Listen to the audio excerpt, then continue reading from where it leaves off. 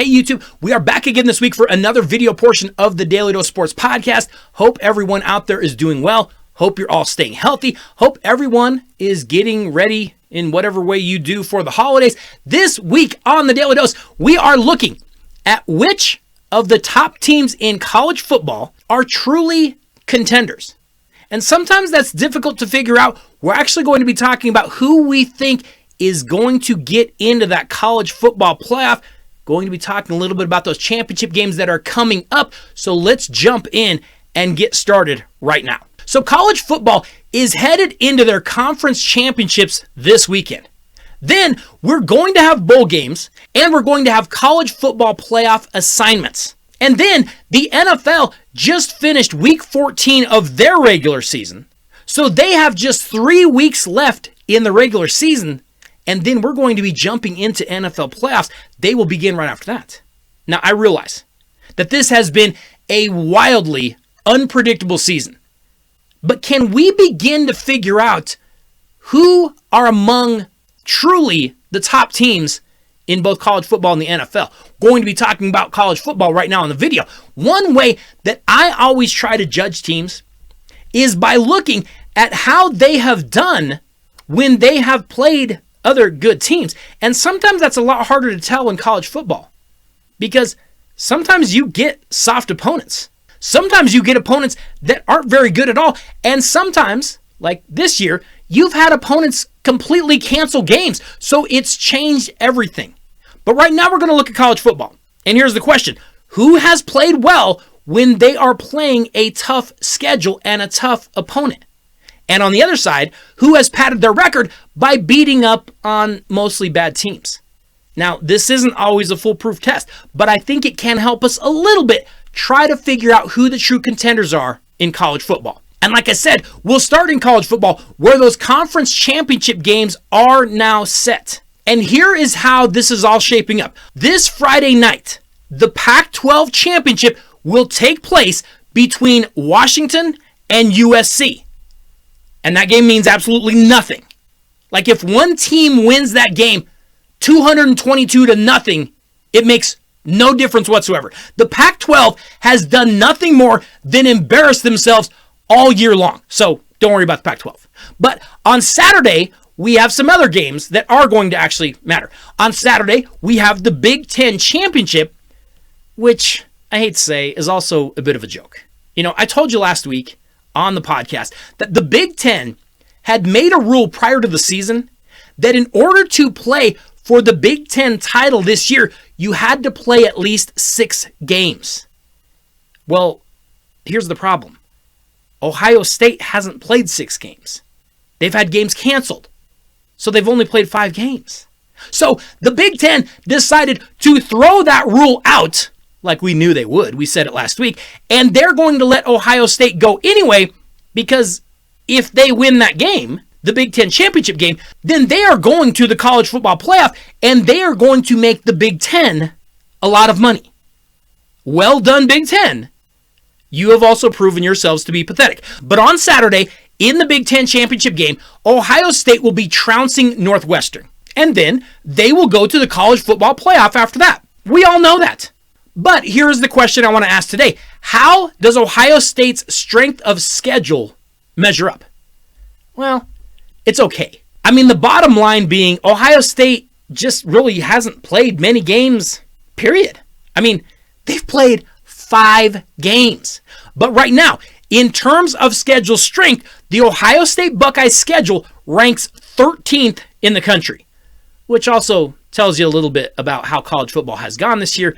It's been real hit and miss as far as who's playing. But Ohio State has played 2 ranked teams, sort of. They beat number 18 Penn State 38-25. Forget for a minute that Penn State might be the biggest disappointment in all of college football.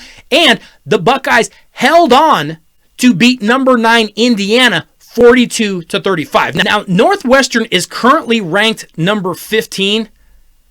I guess that's what they're saying. So Ohio State will pad their resume a little bit by playing Northwestern this Saturday, which is going to easily get Ohio State into the college football playoff as the number 4 seed. Hey, here's the thing.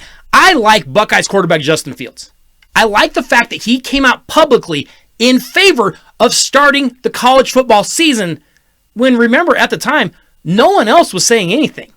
And I do think Ohio State can play with anyone, but I do also think the fact that they haven't played many games and the fact that they haven't played hardly any quality opponents, it might be apparent when they get into a game against the big dogs in the college football playoff. Because Ohio State truly hasn't been tested. Their best test is probably going to be the University of Indiana. And this isn't basketball. It's going to be a big jump for Ohio State. I think they can hang with anyone. Can they beat anyone? That might be a little bit different. Let's move over to the ACC championship game, which also takes place on Saturday. And it will feature Notre Dame versus Clemson. I want to take a look at these two teams again. Now, the Notre Dame strength of schedule ranks 7th in the country now, primarily because they've managed to play 10 games. Helps a little bit when you're a private university. It kind of does whatever you want. But they have also beaten 2 ranked teams, including Clemson, who they'll be playing in this game, except that Clemson was without a number of starting players, including quarterback Trevor Lawrence. Can Notre Dame beat Clemson again?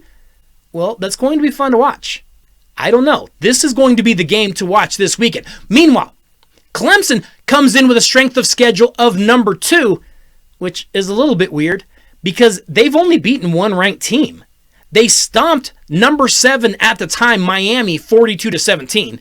Now we know Miami is garbage. And then they lost to Notre Dame in overtime in South Bend without Trevor Lawrence and a lot of other starters. So here's what I think is going to happen in this ACC championship game. A lot of different scenarios that could take place. But if Notre Dame wins, they're in. If they win close, Notre Dame and Clemson will both get in. If Clemson wins, Clemson is obviously in. If they win close, Notre Dame gets in. Because here's the thing.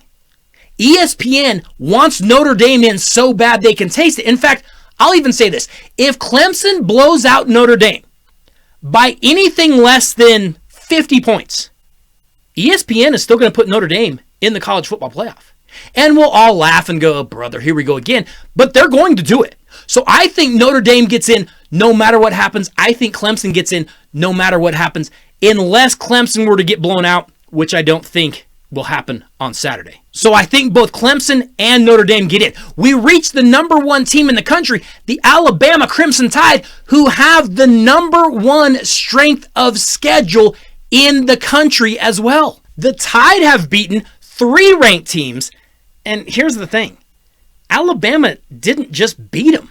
I mean, they curb stomped them. They beat number 13 at the time, Texas A&M, easily. They beat number 3 at the time, Georgia, easily. And they beat number 22 at the time, Auburn. Get this, they beat those 3 teams by a combined score of 135-61. Alabama is crushing everyone. And on Saturday, in the SEC championship game, they will face the Florida Gators, who, of course, pooped their pants on Saturday night against LSU and lost at home in, all I can say is, brutally stupid fashion. That was as disappointing of a loss for Florida as we've seen recently. So Alabama will face number 11 Florida on Saturday, and they will win. And they will win big. And Alabama is easily going to be the number 1 seed in the college football playoff. And you know what? I'll put them as the favorite to win it all.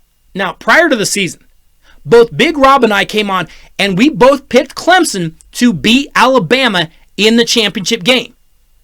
But based on the eye test that I'm seeing right now, the Alabama Crimson Tide are the best team in the country, and I don't know if it's all that close. They're really, really good everywhere on both sides of the ball. Now, one brief side note. A few more teams' strength of schedule based on some other teams that are next in the pecking order, just in case, I don't know, things went sideways and things got crazy this weekend. Texas A&M, their strength of schedule comes in at number 9. Pretty solid. Cincinnati, their strength of schedule comes in at number 64. Not so solid. Iowa State in the Big 12 championship game, they're still out there lurking. Their strength of schedule is number 10. Might be a little bit tough when we think back to them losing to a Sun Belt team, but whatever. Oklahoma is number 11 in strength of schedule. And you know what? Just for giggles, the Coastal Carolina Chanticleers, their strength of schedule comes in at number 77. But on Sunday afternoon, when they announce the college football playoff, I believe it's going to go like this. Alabama will be 1, Clemson will be 2, Notre Dame will be 3, and Ohio State, who has played just 5 games all year, will be 4. And that is going to be your college football national playoff. It's going to be entertaining. I'm just hoping that it all goes well and all those teams get down there and play these games, stay healthy, and we have good competitive games. Okay, YouTube, be sure that you go over and you check out the rest of the podcast. This week on the show, we actually have a few things coming out in sports news today. Got a couple of lessons that we can learn from college football. Plus, we still have to get over to the top teams in the NFL. Going to be talking about their strength of schedule as well. And we do have a Daly Dose top 5 for you today as well. We know there are going to be some head coaching changes in the NFL after the season. Is there any chance that they would look at the college ranks for their next prospects? We will look at the pros and the cons of doing just that. So make sure you go out and you check out the rest of the podcast. I will leave a link here for you on YouTube in the comments. Hope you all are doing well. Hope you all are getting ready for the holidays. I will see you all next Wednesday. Have a great week.